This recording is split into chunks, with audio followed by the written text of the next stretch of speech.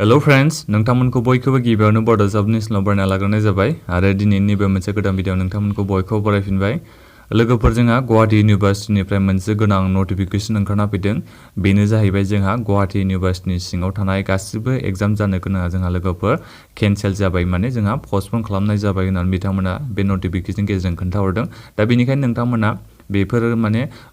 पस्टपन जानायनि डिटेल्सखौ मोजाङै मिथिनो थाखाय भिडिअखौ नोंथांमोना जोबजासिम नायबानो जाबाय आं बे नटिफिकेशनखौ नोंथांमोननो फरायनानै खोन्थानो नागिरदों दायो दा बेहाय बिथांमोना बुंखादों दि बे नटिफिकेशना लोगोफोर मैया ओंखारना फैदों 26 एप्रिल खालि दा बिथांमोना बेहाय बुंखादोंनो गुवाहाटी इउनिभार्सिटि इज हियरबाय डिक्लेयार क्ल'ज 27 एप्रिलनिफ्राय बेयो 11 मेसिमल' केनसेल जागोन होनना बे बुंदों माने बिथांमोना गुवाहाटी इउनिभार्सिटिया बन्द थागोन 27 एप्रिलनिफ्राय 11 मेसिम बन्द थागोन दा बिनिफ्राय बिथांमोना नैबे बुंदों all examination in Guwahati university and its affiliated college institution are also hereby postponed with immediate effect दा बिथांमोना बुंदों दि गुवाहाटी इउनिभार्सिटिनि सिङाव थानाय मा एग्जाम जानो गोनां दंमोन बे एग्जामफोरा दायो माने पस्टपन जाबायना केनसेल जाबाय बेखौथ' नागै जायखिजाया बिथांमोना गुवाहाटी इउनिभार्सिटिनि सिङाव थानाय मा एग्जाम जानो गोनां दंमोन बेयो गासिबो माने पस्टपन जाबाय होननानै बिथांमोना बुंदों दा बिथांमोना नैबे ससेयाव बुंबावदों लोगोफोर एग्जामखौ ओमफ्राय रिगार्डिं एग्जामनि माखासे सोमोन्दै बिथांमोना आरो मोनसे नटिफिकेशन होबावगोननो जेनेबा बिथांमोना खोन्थागोन जेनेबा बे सेमिस्टारनि एग्जामफोरा अनलाइन जागोन ना अफलाइन जागोन बेनि बागै बिथांमोना मोनसे नटिफिकेशन हगारबावगोन होननानै बिथांमोना बुंदों जेनेबा रुटिनखौ बिथांमोना माने गोदानै हगारफिननांसिगोन नालाय बे पस्टपन जाबाय नालाय एग्जामा दा बिथांमोना एग्जामखौ लाफिनमारोबा उनावहाय माने बिथांमोना नटिफिकेशन मोनसे हगारगोन होनदों एग्जामनि दा जोंहा बे जाबाय मोनसे इम्पर्टेन्टआ बिनिफ्राय जोंहा बे बुंदों गासिबो हस्टेलफ्राबो बन्द थागोन लोगोफोर जेनेबा गावबागाव कलेजाव मोनसे हस्टेलावथ' थायो नालाय बेफोर गासिबो माने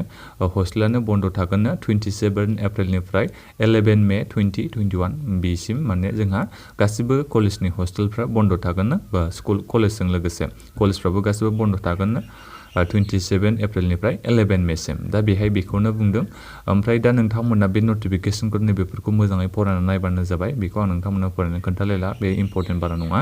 दा बेहाय नोंथांमोना मिथिनो मोनबाय जोंहा गासिबो गुवाहाटी इउनिभार्सिटिनि सिङाव थानाय मा एग्जाम जानो दंमोन बेफोर गासिबो केनसेल जेरै दङमोन जोंहा बिएनिबो दंमोन बिकमनिबो दंमोन जेनेबा 5 semester second semester third semester first semester बे गासिबो एग्जाम जानो गोनां दंमोन बेफोर गासिबो जोंहा माने केनसेल जाबाय जाय गुवाहाटी इउनिभार्सिटिनि सिङाव मा एग्जाम होनांगौ दंमोन बिथांमोना दायो फ्रि जाबाय माने बिथांमोना मोजां मोनबाय जानांगौ दायो जोंहा एग्जामा पस्टपन जाबाय दा उनाव जोंहा एग्जामखौ लाफिनगोन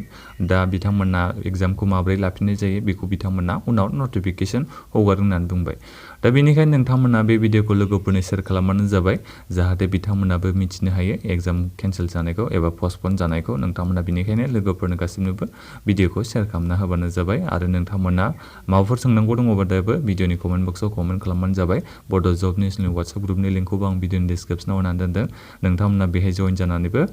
कुइसन खालामहरनो हागोन माने SMS खालामहरनो हागोन दा बिनिखायनो नोंथांमोना भिडिअखौ शेयार खालामदो आरो चेनेलाव गोदानै फैदोंबा चेनेलखौ साबस्क्राइब खालामना ला नोंथांमोना चेनेलखौ साबस्क्राइब खालामना लाबासो आं नोंथांमोननो मिथिहरनो हागोन माने जा गुवाहाटी इउनिभार्सिटिनाथ' बे नटिफिकेशना ओंखारगोन नालाय मोनसेबाव दा बे नटिफिकेशना जुदि ओंखारोबा नोंथांमोननो आङो माने भिडिअ बानायनानै खोन्थाहरगोन मोजाङै बिनिखायनो नोंथांमोना चेनेलखौ साबस्क्राइब खालामना लाबानो जाबाय एग्जामा माला जाफिनगोन बिनि बागै आं नोंथांमोननो खोन्थाहरगोन दा बेखिनियानो लोगोफोर गोजोन्थों